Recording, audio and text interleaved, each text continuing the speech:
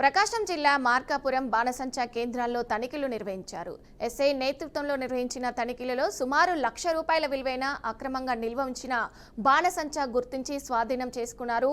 పేలుడు పదార్థాలపై కేసు నమోదు చేసి ప్రశాంత్ అనే వ్యక్తిని అదుపులోకి తీసుకుని దర్యాప్తు ప్రారంభించారు. నిబంధనలకు విరుద్ధంగా బాణసంచా తయారీ, అమ్మకాలు చేస్తే కఠిన చర్యలు తీసుకుంటామని హెచ్చరించారు.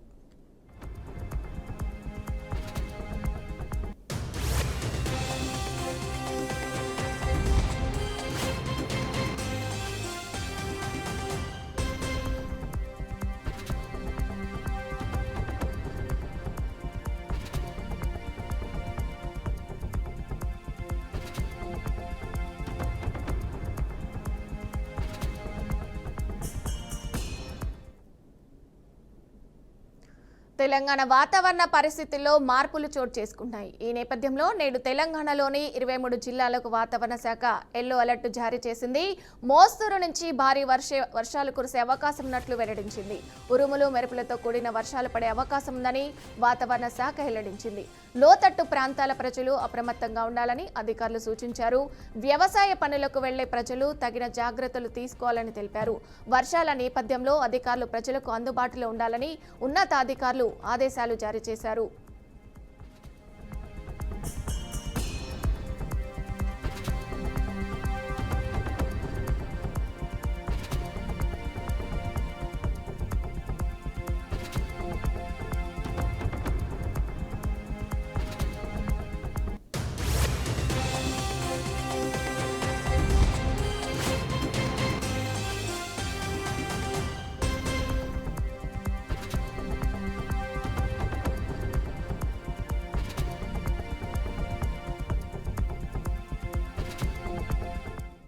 తెలంగాణ వాతావరణ పరిస్థితుల్లో మార్పులు చోటు చేసుకున్నాయి. ఈ నేపథ్యంలో నేడు తెలంగాణలోని 23 జిల్లాలకు వాతావరణ శాఖ ఎల్లో అలర్ట్ జారీ చేసింది.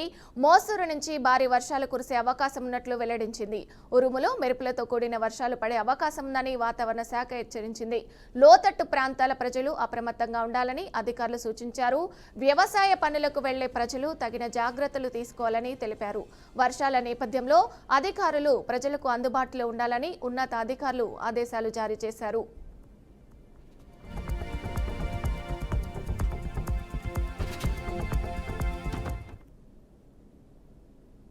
ప్రకాశం జిల్లా ఖమ్మంలో RTC bus stand, railway station, transport కార్యాలయాల్లో పోలీసులు ముమ్మర తనిఖీలు చేపట్టారు. నిషేధిత వస్తువులు, మాదక ద్రవ్యాలు, పేలుడు పదార్థాలను గుర్తించేందుకు నిఘా చర్యలు చేపట్టినట్టు సీఐ తెలిపారు. ఎస్పీ అష్టవర్ధన్ రాజు ఆదేశాలతో తనిఖీలు నిర్వహించినట్టు పేర్కొన్నారు. నిషేధిత వస్తువులు, పేలుడు పదార్థాలు, అనుమానాస్పద వ్యక్తులు కనిపిస్తే ప్రజలు పోలీసులకు సమాచారం అందించాలని విజ్ఞప్తి చేశారు.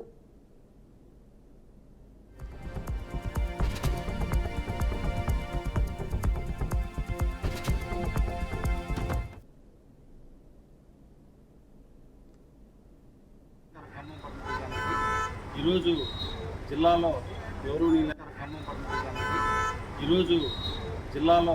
గౌరవనీయులైన మా ఎస్పీ సార్ ఆదేశాల మేరకు ఈరోజు ఖమ్మం పట్టణ డీఎస్పీ గారి సూచనల మేరకు నేను ఖమ్మం ఎస్ఐ గారు మన పట్టణంలో గంజాయికి సంబంధించి చేస్తున్న సమాచారం దొరకగానే ఉద్దేశంతో మన డాగ్ స్క్వాడ్తో స్పెషలైజ్డ్ డాగ్ అండి ఇది రీసెంట్గా వచ్చింది. ఇది ఈ మధ్య మనకి ఒంగోలు రైల్వే స్టేషన్లో ఒకసారి 15 కిలోలు, ఒకసారి 7 కిలోలు కూడా పట్టుకుంది. దాన్ని మనం కూడా ఒకసారి మన దగ్గర కూడా ఏమైనా అవకాశం ఉంటుందనే ఉద్దేశంతో చెకింగ్తో దాంట్లో భాగంగా ఈరోజు మన బస్ స్టాండు, పార్సిల్ సెంటర్స్, అట్లాగే రైల్వే స్టేషను, రైల్వే బండ్లలో కూడా అన్నింటిలో కూడా క్షుణ్ణంగా తనిఖీ చేయడం జరిగింది. కాకపోతే మనకేమీ దొరకలేదు. ఈ గంజాయి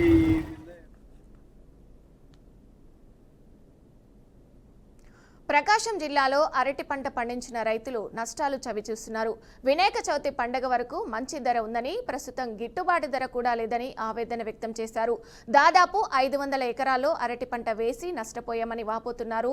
రైతులు పెట్టుబడి పెట్టిన డబ్బులు కూడా రాకపోవడంతో పంటను పొలంలోనే వదిలేసినట్లు పేర్కొన్నారు. అప్పు చేసి మరీ పెట్టుబడులు పెట్టామన్నారు. రాష్ట్ర ప్రభుత్వం స్పందించి తమను ఆదుకోవాలని, లేదంటే ఆర్థికంగా కుంగిపోతామని అరటి రైతులు కోరారు.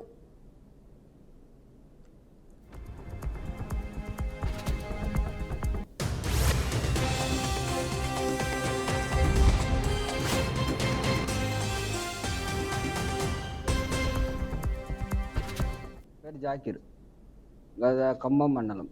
గత 20 రోజుల కిందట 250, 240 ఉన్న గెలలు ఈరోజు వచ్చేసి 100, 130, 120 రూపాయలకు పడిపోయింది. తోటలలో గెలలు ఎక్కువగా రేటు లేక మాగిపోతున్నాయి. అదే గుంటూరు, విజయవాడ, నగరికల్లు, వేరే ఊర్లకు కూడా ఎక్స్పోర్ట్ చేస్తున్నారు. కాకుంటే ఈ కూలీలు పెరిగినాయి. 350 రూపాయలు ఒక ఆడ మనిషికి. తర్వాత పోతే ఎక్కువగా తోటలు వదిలేస్తుండ్రు. దయవించి గవర్నమెంట్ మా మీద, రైతుల మీద దయవించి ఆదుకోవాలని కోరుకుంటున్నాను. దేశీయ టెక్నాలజీ వినియోగాన్ని ప్రోత్సహించే దిశగా కేంద్ర ప్రభుత్వం కీలక అడుగులు వేస్తుంది. ప్రధాని నరేంద్ర మోదీ పిలుపునిచ్చిన ఆత్మ నిర్భర్ భారత్ స్ఫూర్తితో కేంద్ర హోంమంత్రి అమిత్ షా తన అధికారిక ఈమెయిల్ సేవలను గూగుల్కి చెందిన జీమెయిల్ నుంచి స్వదేశీ సంస్థ అయిన జోహో మెయిల్కు మార్చుకున్నారు. ఈ మార్పును ఆయన స్వయంగా సోషల్ మీడియా ప్లాట్ఫామ్ ఎక్స్ ద్వారా ప్రకటించారు.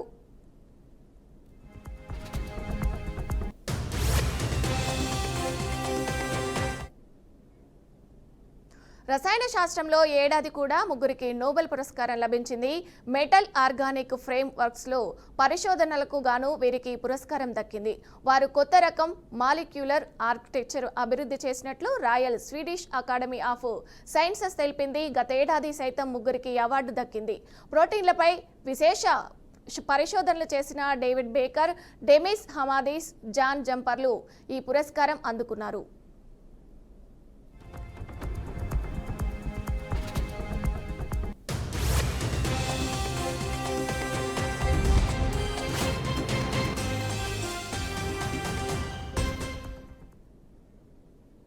మహిళల వన్డే ప్రపంచ కప్లో టీమిండియా ఇవాళ 3వ మ్యాచ్ ఆడనుంది. మధ్యాహ్నం 3 గంటలకు విశాఖపట్నం వేదికగా సఫారీలతో భారత జట్టు తలపడనుంది. వరుసగా 2 విజయాలతో దూసుకుమీదున్న హర్మత్ ప్రీత్ సేన విశాఖపట్నంలో సౌత్ ఆఫ్రికా జట్టుతో తలపడనుంది. సఫారీలపై హ్యాట్రిక్ వినే కొట్టేందుకు కసరత్తు చేస్తున్నారు. మరోవైపులో తొలి మ్యాచ్లో ఇంగ్లాండ్పై ఓటమి పాలై 2వ మ్యాచ్లో న్యూజిలాండ్పై గెలిచిన ఉత్సాహంలో ఉన్న సఫారీలు భారత్పై గెలవాలని భావిస్తుంది.